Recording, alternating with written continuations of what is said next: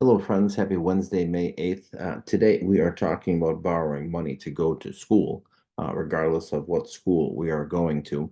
And then you have the rest of the Chapter 7 reading guide to complete for tomorrow, questions 14 through 17. So the Chapter 7 reading guide will be turned in tomorrow at the start of class. Let's start talking about it. Hopefully by now you're juniors or seniors.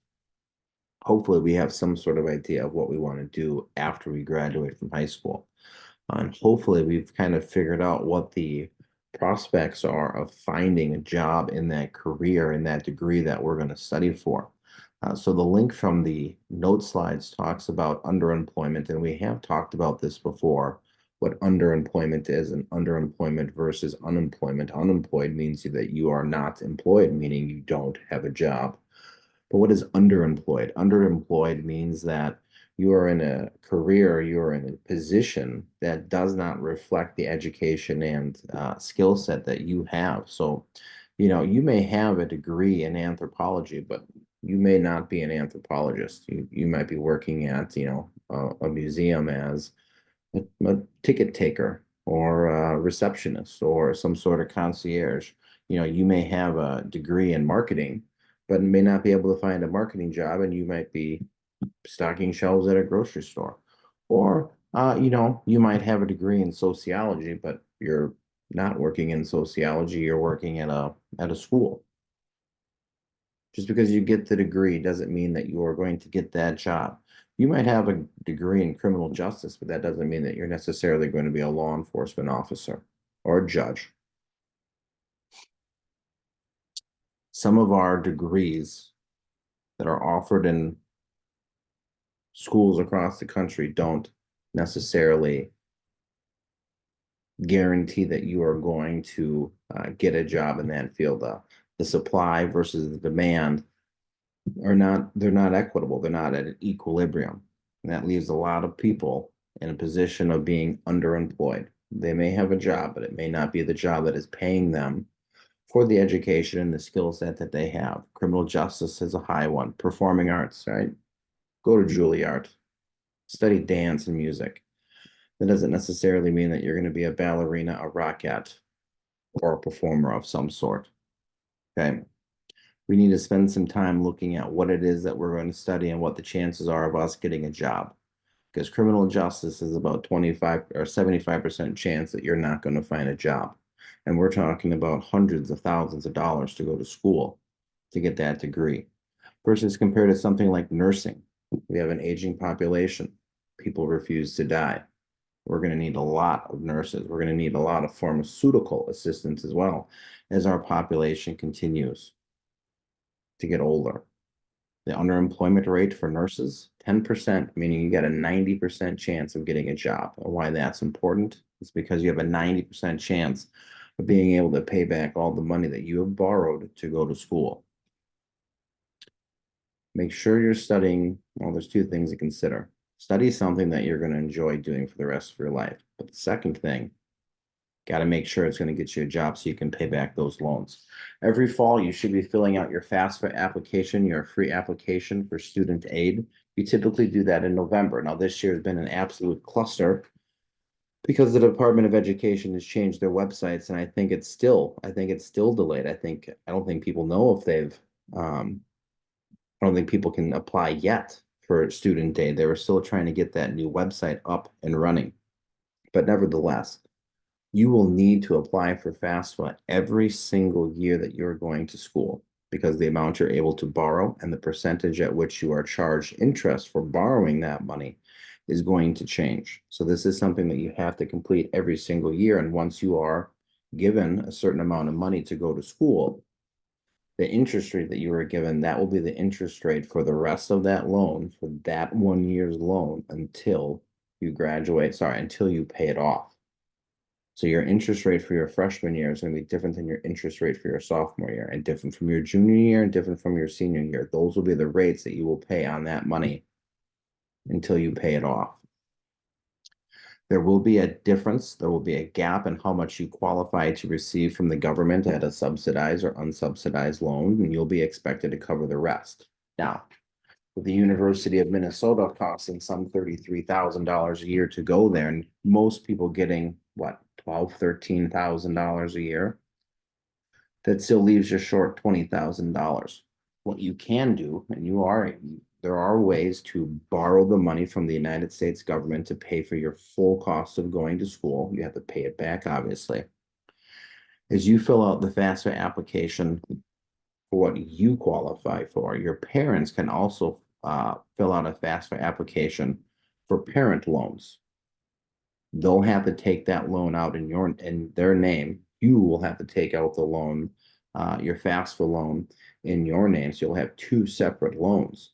But there is a way to borrow the money should you have not saved up any money for college. You could borrow the entire cost of it if you would like. But you do need to know the current cost, the current interest rate for parent loans, direct parent loans, to help cover the cost of tuition is about a percentage point or so higher in interest. And that's just for this first year. It'll change every single year going forward. Perhaps we're behind the ball a little bit in saving up money for college, as many people are. One thing you could consider doing is setting up a 529 plan. 529 plan is a plan where you can make contributions into an investment account. And these are all after tax. So any sort of earnings that are grown, you don't have to pay tax on if you're spending that money on education related expenses. An additional benefit of the 529 plan, if we're trying to get around taxes, is typically there's no annual contribution maximum for a 529 plan, and anybody can donate to it. So if you've got some wealthy grandparents, or perhaps since some of you are graduating this year, you're going to have graduation parties in which people give you money.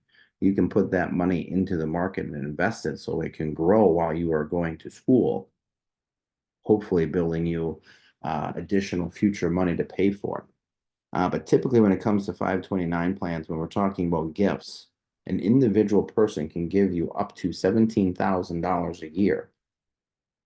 And you don't have to pay tax on it, so it would be considered a gift. If we go more than that, now we've got an issue, you may have to pay tax on it. But if you're thinking about it from the perspective of if you have two grandparents, your grandfather could give you $17,000, your grandmother could give you $17,000. And then the 529 plan has special rules. You could actually get 5 years worth of gifts at one point in time, right? 17 times 5 is $85,000 coming from one person. If it's coming from your grandmother and grandfather, you could double that to 170. The only catch is your grandparents couldn't give you a gift for a monetary gift for the next 5 years. But again, these 529 plans might be a junior or senior. This could be a way though to generate some income, because you could work, you could start investing into that with some of the money that you're making and hopefully start putting that to work for you. So while you're going to school, you've got money being generated. And again, with those graduation parties coming up and people giving you money, this might be a way to put that money to work for you. And again, you can start these things now. There are a series of different types of loans that you can receive from the United States government in regards to going to education. All right, Pell Grants. Most of us will not qualify for a Pell Grant because Pell Grants are, I guess, for all intents and purposes, first generation college students. We're talking about families of high exceptional financial need. We're talking about some of the lowest income families in the country, undoubtedly haven't had a college graduate in their family. That's typically who Pell Grants are for. Most of us won't be able to apply for this.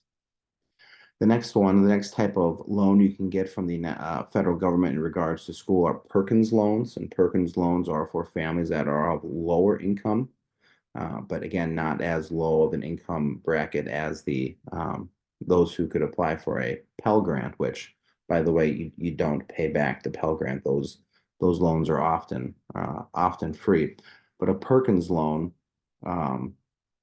these are typically set up at each school. So if you're applying for a school, you should look into and see if there are Perkins loans available. But Perkins loans usually come with a lower interest rate, and a greater flexibility in paying them back. But again, these are for the more low income families. Then we get into subsidized and unsubsidized loans. And all of these loans are going to be dictated on your parents' income.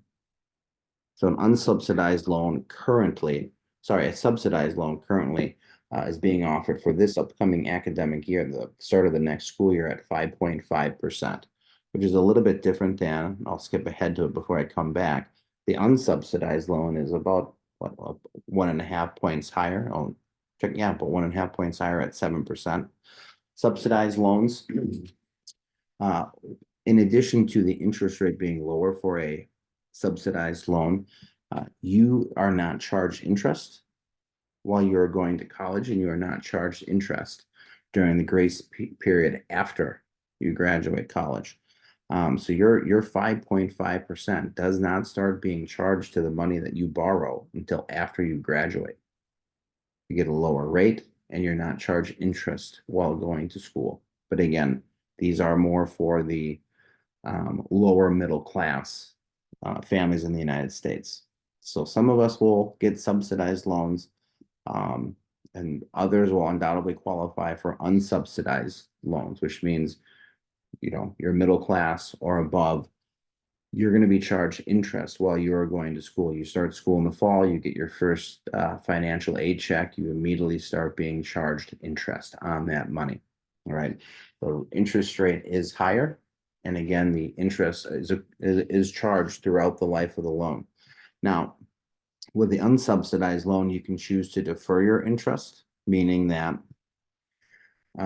you can hold off on paying the interest while you go to school. And something to consider, and we'll get into a couple of examples when I'm back at the end of the week and early next week, what that does to you financially if you defer your interest, right? But if money is tight, okay, you can take out the student loan, declare that you're going to defer your interest, which means you won't have to pay it while you go to school, but you will be charged interest every single month while you're going to school with that unsubsidized loan. And then what will happen is once you graduate, the interest charges that you have deferred, that you have not paid, will be capitalized, which is a very fancy way of saying added to the amount of money that you borrowed.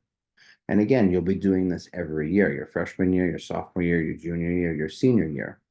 If you're deferring the interest for 4 months, then, or sorry, 4 years, then you're going to have that added on at the end. And then we've kind of already talked about the Parent Plus loan. There's a plus loan and then there's the Parent Plus loan.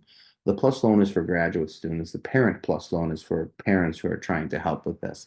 Obviously, the interest rate is higher, but they all kind of follow the same rules when it comes to interest, deferring interest, capitalization, and when the grace period ends. I'm pretty sure the grace period for unsubsidized, subsidized, and the plus loans are still 6 months after you graduate. But for the subsidized, I believe it is still 9 months. All right. So those are the different types of government loans you can apply for to go to school after high school. Tomorrow, trying to keep this one a little bit shorter here. Tomorrow, we're going to talk about different repayment plans, because these have all changed within the last year. So we'll talk about that tomorrow when I'm back. Finish up the Chapter 7 reading guides, please and thanks. Make sure that gets submitted, and I'll see you guys tomorrow. Go Spartans.